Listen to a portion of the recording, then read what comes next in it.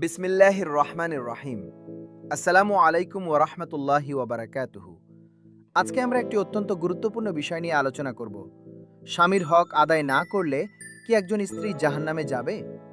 এই প্রশ্নটি অনেক মুসলিম বোনের মনে ঘুরপাক খায়। আসুন কোরআন ও হাদিসের আলোকে সঠিক উত্তর জানি। আল্লাহ সুবহানাহু ওয়া তাআলা সূরা আন-নিসার 34 নম্বর আয়াতে বলেছেন, পুরুষেরা নারীদের তত্ত্বাবধায়ক, কারণ আল্লাহ তাদের একজনকে অপরজনের উপর শ্রেষ্ঠত্ব দিয়েছেন এবং কারণ তারা তাদের সম্পদ থেকে ব্যয় করে। এই আয়াতে স্বামীর দায়িত্ব ও স্ত্রীর কর্তব্য উভয়ই নির্দেশিত হয়েছে। সহিহ বুখারীতে রাসূলুল্লাহ সাল্লাল্লাহু আলাইহি ওয়াসাল্লাম বলেছেন, যদি আমি কোনো মানুষকে অন্য মানুষকে সিজদা করতে আদেশ দিতাম, তাহলে স্ত্রীকে তার স্বামীকে সিজদা করতে বলতাম। এই হাদিস দ্বারা স্বামীর হকের গুরুত্ব বোঝানো হয়েছে। তবে এটি সিজদার আদেশ নয়, বরং গুরুত্বের তুলনা। সহিহ মুসলিমে বর্ণিত আরেকটি হাদিসে এসেছে, যে স্ত্রী তার স্বামীকে সন্তুষ্ট রেখে মৃত্যুবরণ করবে, সে জান্নাতে প্রবেশ করবে। এখন প্রশ্ন হলো, স্বামীর হক বলতে ঠিক কী বোঝায়? ইসলামী বিদ্বানদের মতে স্বামীর প্রধান হকগুলো হলো স্ত্রীর আনুগত্য যেখানে আল্লাহর নাফরমানি নেই, স্বামীর অনুমতি ছাড়া ঘর থেকে বের না হওয়া, স্বামীর বিছানা প্রত্যাখ্যান না করা এবং স্বামীর সম্পদ ও সম্মান রক্ষা করা। সহিহ বুখারীতে এসেছে, যখন স্বামী স্ত্রীকে বিছানায় ডাকে এবং সে আসতে অস্বীকার করে, তখন ফেরেশতারা সকাল পর্যন্ত তার উপর অভিশাপ দিতে থাকে।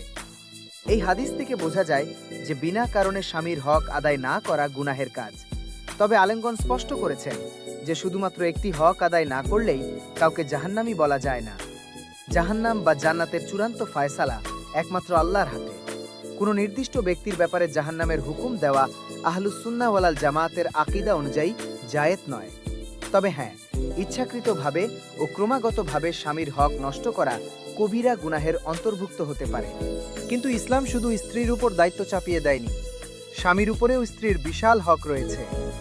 আল্লাহ তাআলা সূরা আল বাকারার 228 নম্বর আয়াতে বলেছেন, তাদের উপর যেমন সঙ্গত অধিকার রয়েছে, স্বামীর কর্তব্য হলো স্ত্রীর ভরণ পোষণ দেওয়া, সম্মানের সাথে আচরণ করা, তার আবেগ ও অনুভূতির মূল্য দেওয়া। রাসূলুল্লাহ সাল্লাল্লাহু আলাইহি ওয়াসাল্লাম বলেছেন, তোমাদের মধ্যে সেই সর্বোত্তম যে তার স্ত্রীর কাছে সর্বোত্তম। সুতরাং দাম্পত্য জীবন একতরফা নয়, এটি পারস্পরিক সম্মান ও ভালোবাসার বন্ধন। প্রিয় ভাই ও বোনেরা, সার কথা হলো, স্বামীর হক আদায় করা ইসলামে অত্যন্ত গুরুত্বপূর্ণ এবং তা অবহেলা করা গুনাহ। তবে একজন স্ত্রীকে নির্দিষ্টভাবে জাহান্নামী বলার অধিকার কারণে এই ফায়সালা শুধুমাত্র আল্লাহ।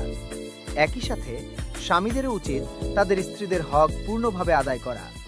আল্লাহ আমাদের সকলকে একে অপরের হক আদায় করার এবং সুন্দর দাম্পত্য জীবন যাপন করার তৌফিক দান করুন। আমিন। আসসালামু আলাইকুম ওয়া রাহমাতুল্লাহ।